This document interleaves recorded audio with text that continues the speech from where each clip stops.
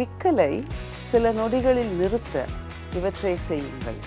பொதுவாக யாருக்காவது விக்கல் வந்தால் அவர்களை பயமுறுத்தியோ கிச்சு கிச்சு மூட்டியோ விக்கலை நிறுத்தலாம் என்று சொல்வார்கள். ஆனால் அப்படி செய்யக்கூடாது. விக்கல் வந்தால் என்ன செய்ய வேண்டும் என்று கேட்கிறீர்களா? விக்கல் வந்தால் மூச்சை நன்றாக உள்ளே இழுத்து 10 வினாடிகள் அதே நிலையில் இருக்க வேண்டும். பிறகு 2 முறை மூச்சை உள்ளே இழுத்து வெளியே விடவும்.